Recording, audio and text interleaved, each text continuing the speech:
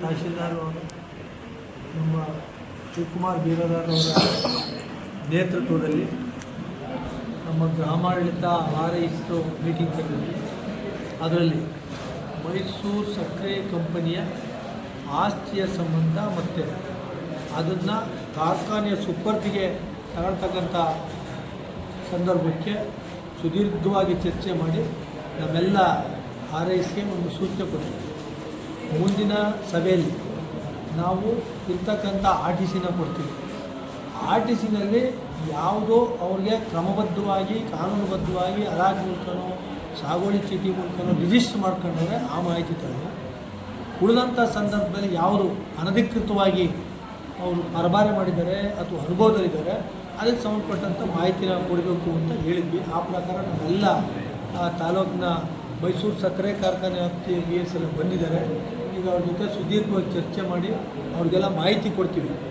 ನಿಮ್ಮ RTC ಈ ಥರ ಇದೆ ನಿಮ್ಮ ವ್ಯಾಪ್ತಿನಲ್ಲಿ, ಇದರಲ್ಲಿ ಎಷ್ಟು ಸಾಚ ಕಾನೂನುಬದ್ಧವಾಗಿದೆ, ಎಷ್ಟು ಬೋಗಸ್ ಯಾವುದೇ ಕಾನೂನು ಇಲ್ಲದೇ ಉಳುಮೆ ಮಾಡ್ತಾಯಿದ್ದಾರೆ ಅಥವಾ ಇನ್ನೊಂದು ಒತ್ತುವರಿ ಮಾಡ್ಕೊಂಡಿದ್ದಾರೆ, ಅದನ್ನು ನಾವು ಮಾಹಿತಿ ಕೊಡಿ ಅಂತ ಈಗ ಕೊಡ್ತೀವಿ.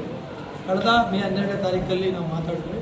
ಎವ್ರಿ 15 ಡೇಸ್ ಇದು ವರ್ಷು ಇದ್ದೇ ಇರ್ತದೆ.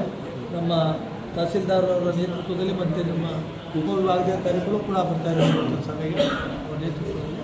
ಹಾಗಾಗಿ ಇವತ್ತೇನು ಮೇ 31ನೇ ತಾರೀಕು 18 ದಿನಗಳ ನಂತರ ನಾವು ಮಾಹಿತಿ ಕೊಡ್ತಾಯಿದ್ವಿ.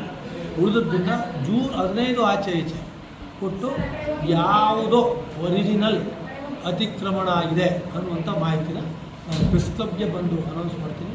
ಆ ನಂತರ ಅವ್ರನ್ನ ತೆರವುಗೊಳಿಸ್ತಕ್ಕಂಥದ್ದು ಅಥವಾ ಅವ್ರನ್ನ ಗೇಣಿದಾರ ಮಾಡ್ತಕ್ಕಂಥದ್ದು ಅಥವಾ ಮೈಸೂರು ಸಕ್ಕರೆ ಕಾರ್ಖಾನೆಗೆ ರೆವಿನ್ಯೂ ಬರೋ ಥರ ಕಾಯ್ದೆ ಮಾಡ್ತಕ್ಕಂಥದ್ದನ್ನು ಮಾಡ್ತಕ್ಕಂಥ ಉದ್ದೇಶಿದ್ದೀವಿ.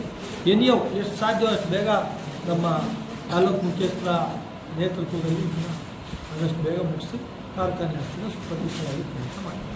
ಸರಿ, ಮನೆಗೆ ನಮ್ಮ